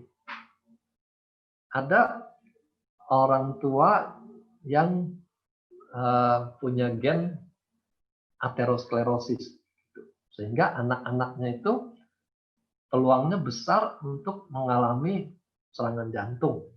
Ya. Itu memang ada gen seperti itu. Nah, dari anak-anaknya ternyata tidak semuanya dapat serangan jantung. Nah, ada yang kolesterolnya juga baik-baik saja misalnya. Nah, di situ yang dimaksud dengan ekspresi gen. Orangnya bisa mempunyai warisan gen kolesterol tinggi, tapi karena gaya hidupnya sehat, gen itu tidak terekspresi, tidak muncul sebagai penyakit. Tapi kalau gaya hidupnya nggak beres, maka gen itu muncul. Kolesterolnya tinggi, pembuluh darahnya mampet. Ya. Nah, itu ekspresi gen. Jadi SOP itu dalam penelitian bisa memperbaiki ekspresi gen itu ya, supaya tidak muncul. Jadi bukan memperbaiki gen. Ini yang sekarang dikenal sebagai epigenetik. Gennya sama cacatnya, gitu ya. Tapi dia tidak muncul karena ada faktor lain yang mempengaruhi apakah dia on muncul atau dia off tidak muncul. Begitu juga dengan gen kanker, terutama kanker payudara, itu sudah terkenal. Kalau dia ada gen itu, dia berpeluang besar untuk kena kanker payudara. Tapi kembali lagi, apakah faktor gaya hidupnya membuat epigenetiknya itu tampil atau tidak? Ya. Jadi kapan dibutuhkan SOP? Kalau orang tuanya diketahui ada turunan sakit jantung, ada kanker misalnya. Nah, supaya dia ekspresi gennya itu tidak muncul, mulailah dia minum. Ya. Mulai kapan minumnya? Nah, itu kita tidak bisa pastikan. Ya, kembali lagi, teoritis sampai umur 30 sih stem cell kita oke-oke aja. Tapi mulai 30, mulai 40 terutama dia menurun. Jadi umur 40-an silakanlah kalau ada bibit gen yang kurang bagus, rajin-rajinlah menjaganya supaya dia jangan muncul. Ya. Ini riwayat keluarga itu penting. Masuk kencing manis juga gitu. Tidak semua orang tua kencing manis, anak-anaknya kena kencing manis. Ini urusan epigenetik.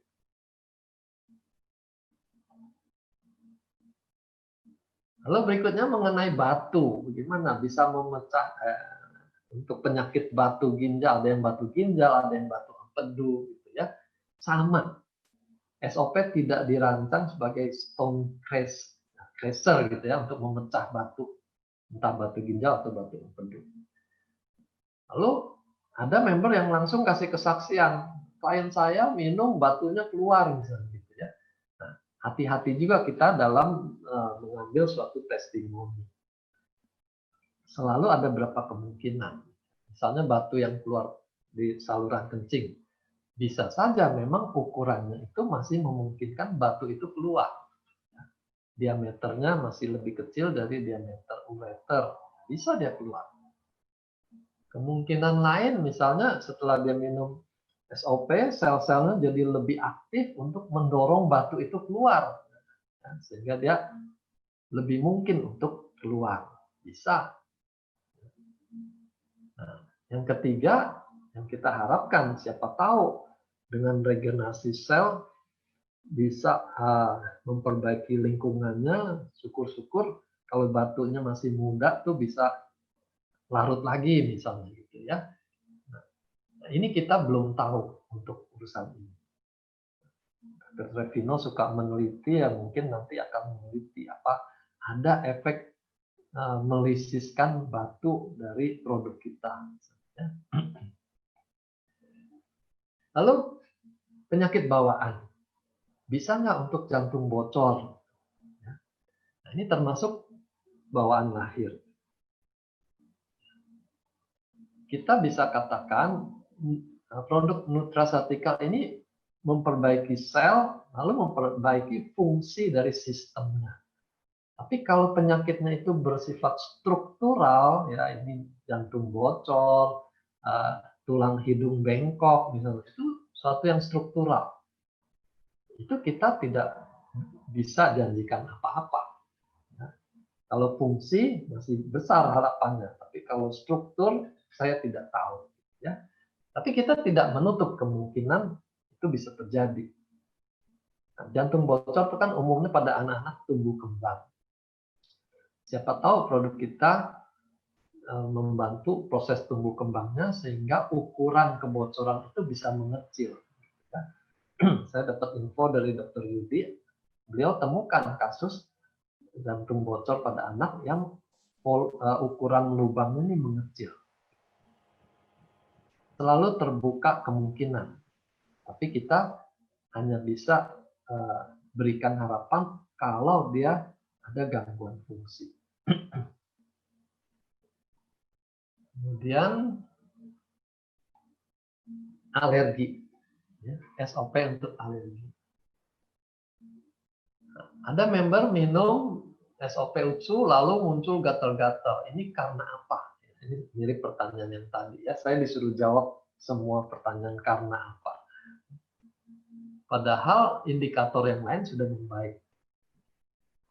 Jadi kita review yang tadi, ini bisa karena proses detox, bisa juga ususnya itu nggak sehat ya sehingga terjadi kebocoran yang kita bilang leaky gut. Protein-protein besar itu masih pada bocor dan ini yang mencetuskan reaksi alergi. Jadi perbaikan di sini belum selesai.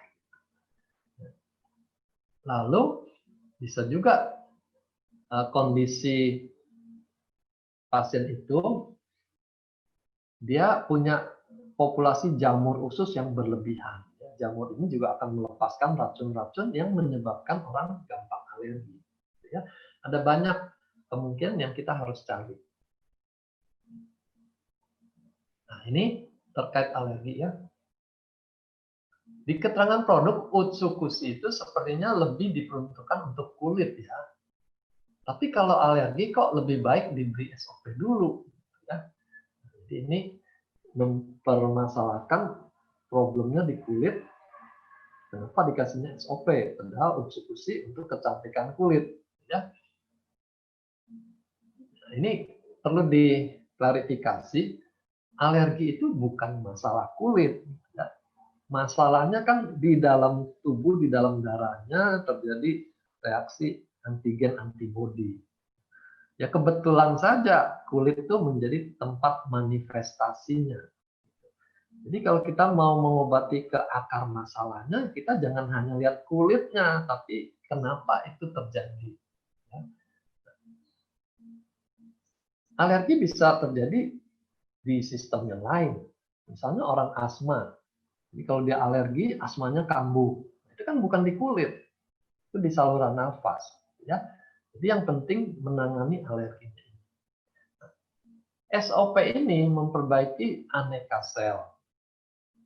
Kita tahu alergi ini ada kaitannya dengan sel imun juga. Gitu. Tapi sel imun yang sensi, yang lebay sedikit-sedikit dia bereaksi gitu ya. Nah, teorinya dalam sistem imun tuh ada satu peranan fungsi dari suppressor T. Ini salah satu jenis sel darah putih dan dia punya peran untuk menekan reaksi inflamasi supaya jangan berlebihan ya. Alergi termasuk di sini. Kalau dia sel ini kurang, maka alerginya jadi berlebihan. Begitu juga autoimun. Autoimun juga terkait dengan reaksi yang berlebihan di badan kita. Kemungkinan suppressor T-nya ini kurang berperan. Jadi kalau SOP bisa memperbaiki peran suppressor T, maka meredalah alerginya, meredalah autoimunnya.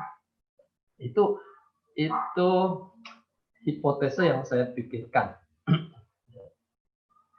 Sebaliknya kalau Utsukushi itu mengaktifkan sistem imun. Ini yang tadi dokter dari kelompok autoimun keberatan.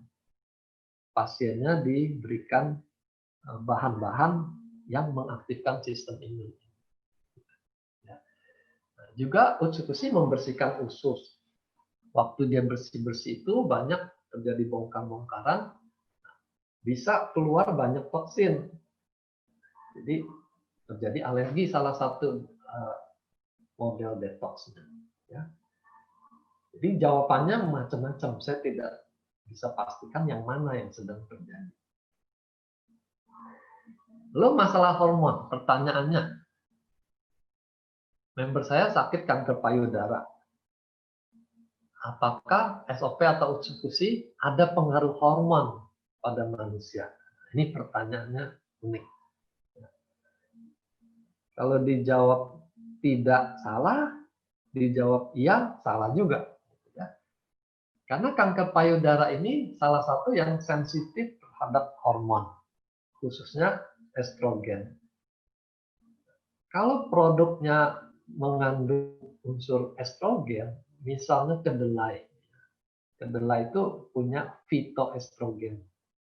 Maka produk itu bisa mempengaruhi kankernya jadi lebih aktif. Tapi kalau kita jawab tidak pengaruh hormon pada manusia, ya, kita menemukan pada orang-orang yang diberikan produk kita ini, yang mensnya sudah berhenti, yang baru berhenti gitu ya, dia bisa mendapatkan mensnya kembali. Orang-orang yang susah hamil karena ketidakseimbangan hormon satu dengan yang lain, begitu dia konsumsi terjadi keseimbangan yang lebih bagus, orangnya jadi hamil misalnya. Nah, berarti kan ada pengaruh, ya. Tapi pengaruhnya bukan karena produk kita mengandung hormon. Ini bedanya. Kalau kedelai tadi dia mengandung hormon, tapi produk kita tidak, sudah dijamin dengan sertifikat tidak mengandung hormon. Tapi karena dia memperbaiki semua sel, semua organ, termasuk organ-organ endokrinnya yang mengeluarkan hormon, maka dia secara tidak langsung mempengaruhi hormon. Tapi pengaruhnya menjadi lebih baik. Gitu, ya. Termasuk juga kesaksian para pria. Ya. Dia minum SOP, Mr. P-nya jadi lebih aktif gitu ya. Nah, ini kan berarti ada hormon testosteron yang mulai diproduksi lebih bagus lagi karena sel-selnya diperbarui. Oke. Ini yang paling sering muncul karena setiap ada gejala detox, klien yang konsumsi langsung salahkan ini gara-gara SOP. Nah, sejak dia minum muncul. Ya. Nah, ini kasusnya aja sudah cukup mengerikan. Craniofaringioma, astrocytoma, hidrosefalus. Ya, saya di bagian neurologi lama, ini kata-kata yang haram gitu, yang kita takutkan muncul. Ya, karena ini jenis kankernya ganas. Ini hidrosefalus tekanannya tinggi. Ada toksoplasma lagi gitu ya. Nah, dia minum 3 hari muncul mual, muntah dan pusing. Ini mulai muncul, sebelumnya tidak ada. Ya. Kalimat itu kan sudah mengesankan ini gara-gara SOP masuk jadi muncul macam-macam keluhan ini. Ya. Padahal penyakitnya sendiri memang sudah ada di dalam otaknya. Tidak diapa-apakan juga akan muncul gejala-gejala yang ini. Tinggal waktunya saja entah kapan.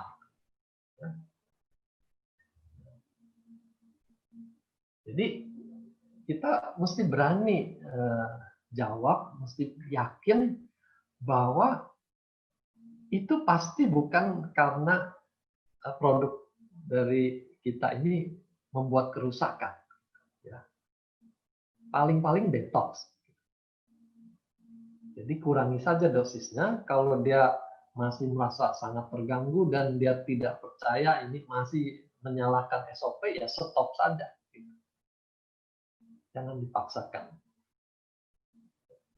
Nah, ini saya kutip di sini. Kalau berani terima konnichiwa, harus berani juga disalahkan. Tapi jangan cuma terima salah, diedukasi juga. Ya.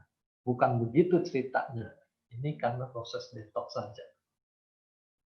Oke. Nah, ini kumpulan slide terakhir nih, kumpulan macam-macam penyakit yang makin hari tuh makin sophisticated, ya, makin heboh.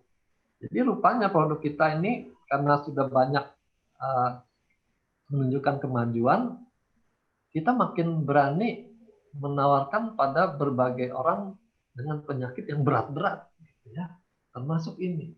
Apakah penyakit schizophrenia karena kurangnya dopamin nih, gangguan neurotransmitter dapat diterapi dengan SOP 100. Ya. Wah, ini kita sudah terseret ke dunia medis. Karena menyangkut detail sekali, bukan hanya nama penyakitnya, tapi sudah menyangkut neurotransmitter segala. Ya. Jadi ingat, kita jangan terjebak pada perkara-perkara yang rumit. Selalu kembali saja ke fungsinya. Neurotransmitter ini dibikin oleh sel atau bukan? Nah, pasti diproduksi oleh sel. Kita berikan SOP, berharap selnya lebih sehat, produksinya lebih normal. Itu saja. Ya, nggak peduli nama penyakitnya atau nama neurotransmitternya. Ini berikutnya juga sama, semua prinsipnya gitu ya. Istilahnya aja yang bikin kita sibuk googling itu apa sih maksudnya, ya. Tapi kita nggak perlu masuk dalam diskusi bisa atau tidak, bagaimana dia bisa, kenapa dia tidak. Dicoba saja karena itu memperbaiki seluruh sel. Kalau kita tidak coba, maka kondisinya adalah seperti sekarang, berlangsung terus. Bahkan semua penyakit pada umumnya itu makin memburuk. Ya, istilah kita itu spirally downward. Dia akan terus merosot, tinggal kecepatannya saja berapa. Ya, jadi kalau kita tidak berikan apa-apa, itu yang terjadi. Tapi kalau kita berikan produk kita, ada upaya memperbaiki sel, kita berharap ada perubahan yang berbeda. Gitu. Ya. Itu prinsipnya. Ya. Lucu-lucu kadang-kadang pertanyaan. Bapaknya sakit, tawarin SOP, tapi ibunya takut. Nah, ini jadi yang mau diobati bapaknya atau ibunya? Saya bilang aja. Oke, sampai situ dulu, Pak Niko. Oke, Dok. Saya yang lanjut, Dok. Pak Nikonya lagi ada meeting. Oh iya, Oke, kita mulai langsung Q&A ya, Dok. ya kalau masih ada belum terjawab. Oh, paling ini sih kalau yang tadi mungkin saya belum di Bapak belum ada dengar mungkin untuk pantangan kanker, Dok. Jadi ada yang bilang katanya kalau kena kanker, entah itu kanker di mana ya, nggak pantangnya itu ada tepung, nggak boleh susu, nggak boleh nasi putih, dan nggak boleh lain-lain. Apa itu benar, Dok? Ini balik secara basic dulu ya, sel kanker itu. Para ahli biologi itu punya kesamaan pendapat. Kanker itu subur. Ini teori tanah dan benih, ya. Teori klasik. Kita semua punya bibit kanker, tapi kalau tanahnya tidak subur, kankernya tidak tumbuh. Kalau tanahnya subur, dia dengan cepat bertumbuh dan bermetastase. Ya. Nah, terkait dengan makanan itu adalah bicara mengenai tanahnya. Bagaimana supaya tanahnya jangan subur sehingga kankernya bisa ditahan. Ya. Nah, umumnya yang disoroti itu soal pH asam. Jadi semua makanan yang bikin pH-nya jadi asam itu tidak baik.